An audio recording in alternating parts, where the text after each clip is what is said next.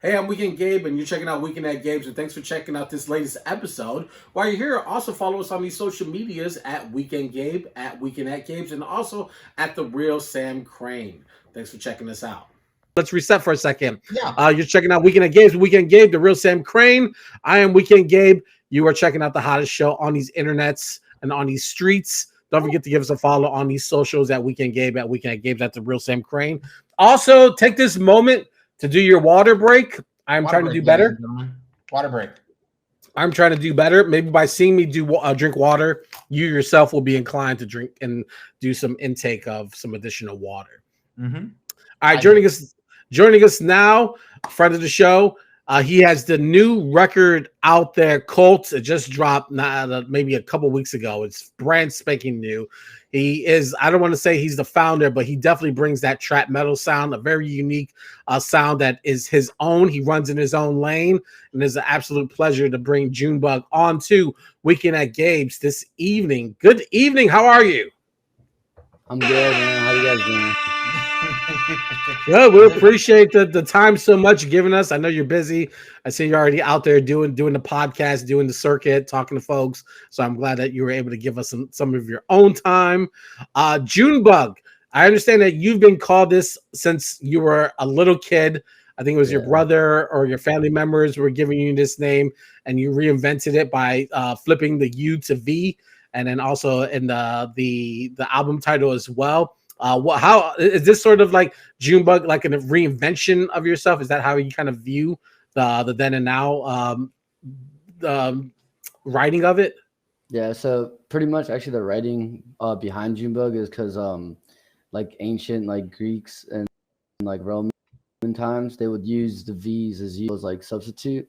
So I just like when I was in like high school, I just thought I learned about that, and I thought it was cool to spell Jvnebvg like that.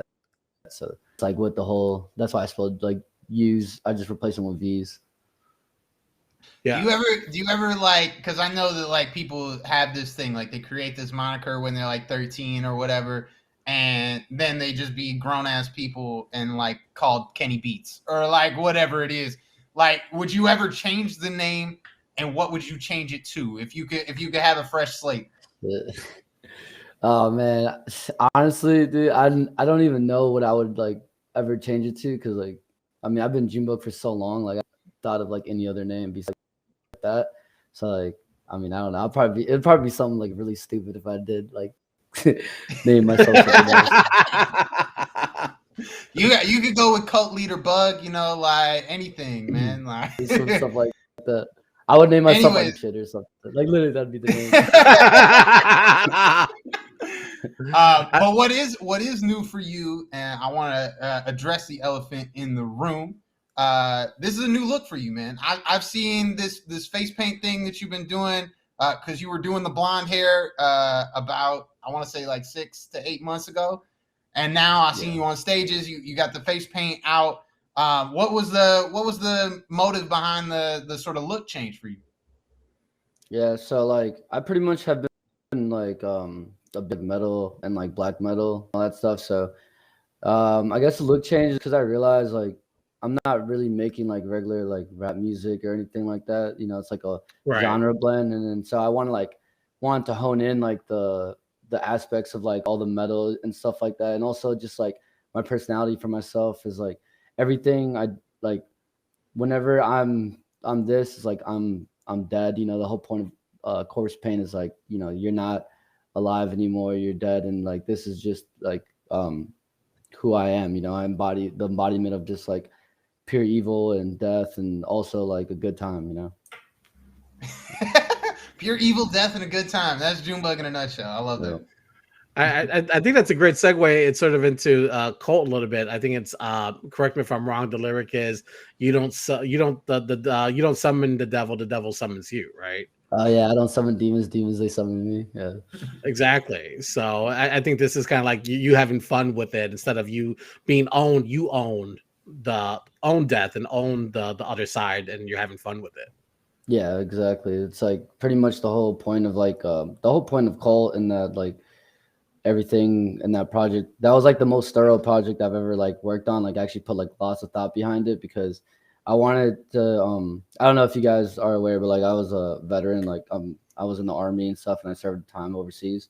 Sure. I was in Iraq and Afghanistan, so pretty much like it was like all like the anger and all the like struggles of that and the pain and seeing all the stuff that I saw overseas was kind of like all in this, you know, like I'm pretty much the Grim Reaper and like blah blah. I'm the guy who's like here to like fuck shit up and all that stuff. And then also like it kind of also goes in. There's like a song on there called "Welcome Home" that like goes into like the struggles of soldiers coming home and like facing the reality of the world when they come back. And the video for that song, which is out now, I think on YouTube, is really powerful. Sort of visualization of that. Was that something you experienced yourself coming back home, and just not knowing where you fit in this? I don't know how to put it, American life, I guess. Yeah, so pretty much that song is like half of the song is about me and half of the song is actually like about some of my buddies' experiences coming back as well. Cause like whenever I talk about, you know, you got a girl back home, blah, blah, like, and like that part, that's like kind of about me, but it's also about like a lot of my friends that came home and then their like, you know, wives were cheating on them. They left them. It's just like, you know, stuff that happens to a lot of soldiers, like very common and stuff. And then also with suicide, people close to me have committed suicide I deployed with. And then that was like a thing I wanted to like touch base on and kind of like bring to my music more and all that. So that was like kind of that whole idea of that song. Do you have a thought just in the last few weeks? It was a major policy shift for this country to evacuate from Afghanistan. What was your thoughts and feelings seeing that troops and civilians being pulled from the country that you were there serving on behalf of this country for? Yeah, that whole thing, I mean, it was just a mess, but I knew that they were going to pull out within the next couple of years after I had gone out because they had been talking about it. And I mean, either way you did it, it was going to go wrong just because I agree. The way everything was, like, I mean, there's no way to do it right. You know, it's like it's almost impossible to do something like that, right? But I mean, it kind of hurt because all the people that we lost, like going there, and the people that I know that I lost, like when I was there. So it was just something that I was like felt very indifferent about. But it like made me angry, but at the same time, kind of happy that no one has to go there anymore. You know? Yeah, absolutely. That's a great point. So the you mentioned, and I heard this in the interview you did with the Artful Mind podcast, that you used to, when you first were recording records after you were no longer in the service and you're starting to flirt with music, you did a lot of freestyling, creating your records. But with Colt, you said that you really wanted to write out these records and have like a more meaningful voice in the direction of the album. How did that change the way that you were writing your records versus sort of getting in there and just sort of, you know, screaming thoughts and then maybe building a song around that? Well, what was the change that you noticed in creating and drafting records that way? Yeah, so pretty much the whole freestyle thing, I was like, with Colt, I wanted to like really just really put everything in my mind like on a project, and like so people can sort of like understand kind of where my mind's at, or like where sometimes it goes in dark places and stuff like that. So sure. I wanted to, writing was like kind of difficult because I don't really write ever. I just, you know, would usually scream and freestyle and all that stuff. But once I started like writing down, I kind of feeling out like things, it kind of like was giving me a sense of clarity, and I realized where I wanted this project to go. And so with writing, it was completely different. And I don't know, I felt like writing, now I'm starting to write more than I ever wrote before, which is like, I'm kind of happy that I'm doing that, because now it's given like a more powerful voice and like actual more deeper meaning than just me like screaming on anything, you know? Yeah. And let's talk a little bit about that. I saw this interview with Valet a couple years back where he was talking about how his grandma used to get mad at him when he was trying to rap in the basement. And so he had to create this style that was more of a whisper rap so that he could get his bars off down there. How important, because I know that you moved to your place that you're in right now, I think maybe a year and a half ago. Yeah. How important was it for you to get that? You use the word sterile place to like be able to get your ideas off, scream them out if you have to, really have that creative freedom.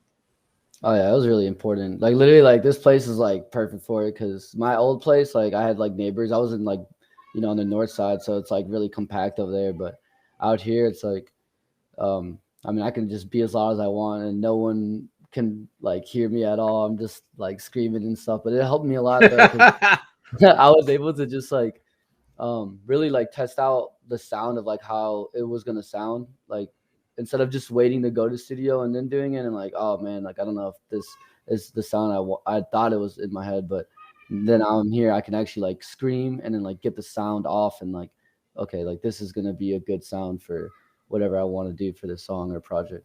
Yeah. Does it allow you to sort of like engage more dynamically with the project as a whole? Like, when you're weaving the sounds together, like you just have more, I guess, space to experiment, space to even get those like written thoughts down. Because I know that can be like also like people don't think about that. Like when you have neighbors, it can be sort of just like encroaching even when you're writing. You know what I mean? Like, Oh yeah. Oh yeah, no, definitely. Like, I mean, the stuff I say is kind of like, most of it's like pretty vulgar and messed up. So people like my neighbors would definitely be like freaking out whenever I would like say. I'm pretty sure they were probably like worried like something like is going on and like what the hell's going on. But knock on the door and you come to it with the face paint. It's all over. Exactly. They're just like, yeah, I'm just gonna go home now. But yeah, man, like just like sitting here and like being able to like say what I want and do what I want and kind of like, I mean, I'd like honestly in this room, man, I jump around this damn room all the time. Like whenever I'm like getting ready for a show or just like getting ready to go to the studio or just even writing songs, like I'm literally walking around here blasting like the speakers like really loud, screaming, just writing stuff down, like and just kind of going crazy in here. And my cat's just like watching me. It's kind of funny. Do you look at recording as therapy? I know you've been very outspoken about the depression, anxiety, a lot of mental health struggles while in the service and returning. Does recording these records, is that a form of therapy for you? Oh yeah, definitely. Like once I started like recording music and all that, it kind of like I was able to just put thoughts in my head like on anything, which kind of made me feel like good because it's like I'm talking to people, but in reality I'm just like kind of ranting and like rambling on in my mind and stuff like that. So I'm able to just like release all the inner thoughts and all that stuff. Everyone has those like bad thoughts, but they don't really say them out loud. And it was like when I record, it's kind of like I'm saying all my bad thoughts out loud and kind of like releasing all that. Nah, I hear you. So. I hear you. I want to talk because you mentioned the cats, and I see them behind you right now. The cats. That is sort of like a juxtaposition, right? Because I know that about you. Like you love cats. You got three cats. I got 2 cats. 2 cats. Yeah. What does that like? Ground you, like bring you back from this? Like the war paint and everything. That's you in go mode, right? But like when you come home and it's just the cats and it's just Jvnebvg. Does that sort of keep you grounded in like your emotions and your mental health? Oh yeah, definitely. Yeah, these cats, man, they help me out with my life. They make me happy. They're just like my little buddies. It's almost like having like a little kid, but like not a kid. So they're always like bugging me for stuff and like for food and just like pets and all that stuff. And especially whenever like I'm going to sleep at night, I'm like always have like a little like buddy next to me. It just kind of makes me feel like not alone. So that's like a good feeling. Well, you're currently enrolled at Columbia College Chicago. Shout out to the Triple C. Triple C, you know what it is. For all my Columbia alumni out there, represent. So you're studying music business. Yeah. How? I know you're set to graduate sometime in the spring. How much are you now prepared to take ownership, if you haven't already, of your career to take it to that next level? Are the books helping you navigate through the part of the music part that isn't sexy, that all the paperwork, is it helping you get to where you think you need to be to elevate your messaging? Oh yeah, definitely. Like Columbia has helped me a lot because before I went to school. Sorry, he said it again. Before I started going to school, I pretty much was like, oh, like everyone else, they're just making music and not knowing what to do with it, like. And then once I started like learning the in and outs of like how business actually works, like the things you have to do, the copyrights, like even like the emails, the marketing, the PR stuff you got to do, like kind of all that has like helped me a lot to like learn like, all right, I need to do this, I need to do that. And like I've been like, doing it, working on it, just like getting better, making mistakes here and there. And then now it's starting to grow. And now it's like starting to get like more bigger. So I'm able to, and I've been like learning more as time goes on. So I'm able to kind of like hone in on not only just like myself being the artist, but like also being my own like business person. And whenever the time comes to like grow bigger, I'm able to understand like those things that, the paperwork behind it, and not even the paperwork, but just also the like how the business is going to work and what to look out for and, what to watch, and kind of just, make sure like I don't go under the table, I'm not hidden away, I'm not shelved or anything, Right. So. No, absolutely. Actually, that brings me to my next point, which is that I forgot what it was. So Gabe, go ahead. And with the records you make, right? They're very direct. It's very super hardcore. Is there a fear? And I think this may not ring true, but is there a fear of success?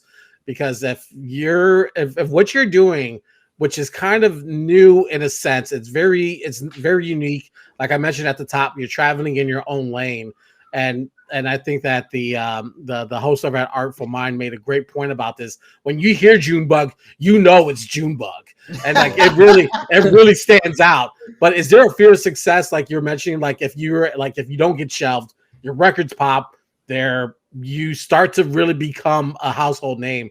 Does that at all scare you? I feel like somewhat it does, just like because I kind of like to like live a normal life. Like I kind of like to go out, go. That's what I thought. Yeah, and like, just do stuff. And like the only thing that like scares me about that is like I wouldn't be able to just like go hang out at like regular places without having like maybe some sort of security or just like a bunch of people around me that I know, so I can like not be bothered or be safe in a way, because you never know. Like there's always someone out there doing crazy stuff. But other than that, that's like my only fear. But I mean, if it does happen, then like if like it becomes like if I become a household name, then I mean that'll be like amazing. That'd be something I'll be really proud of myself and just really happy about it, because it'd be kind of cool to play like big stadiums and maybe one day like play next to Slipknot or something. Hell yeah. Hell yeah. And I remember what my question was now. So there are these fan pages that pop up on Instagram for artists, and they always get me tripped up because I'll be trying to tag the artist and then I tag the fan page, and then people are like, no, this is not what we're doing.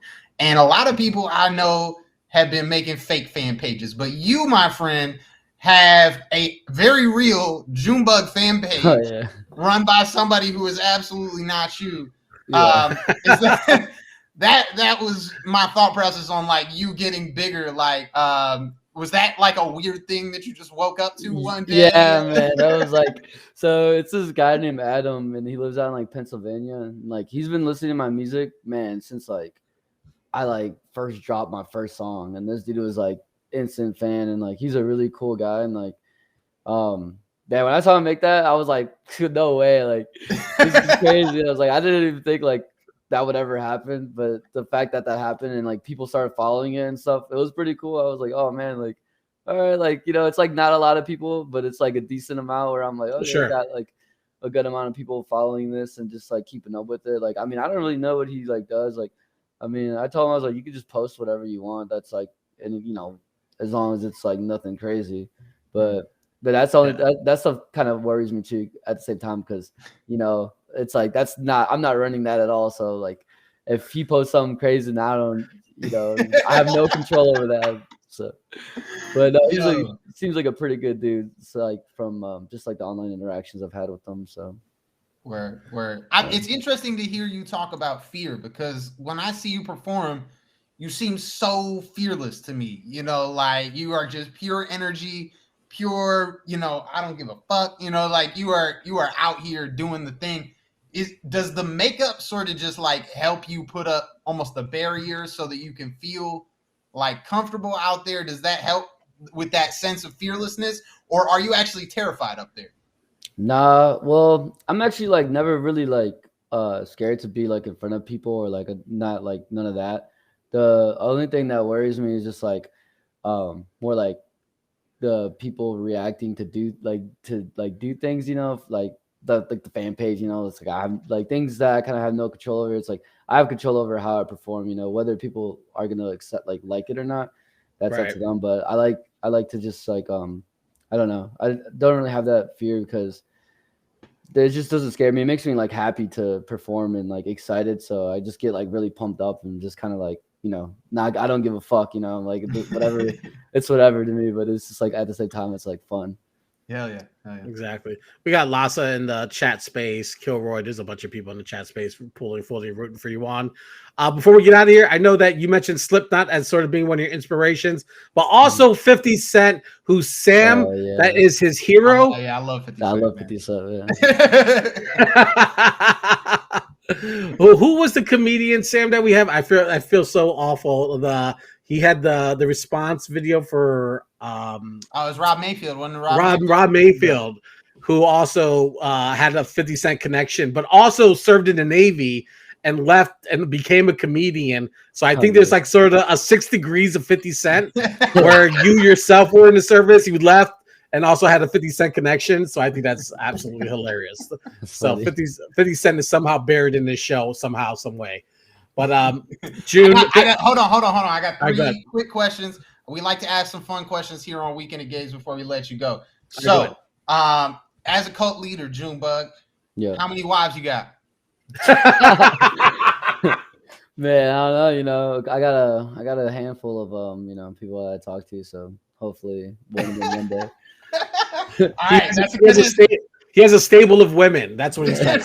That's a good answer. Okay, if a demon summoned you, what would it actually be for? Are you gonna go make him a sandwich? Are you just gonna like run to the store and pick up beer? Like, what is he summoning you for?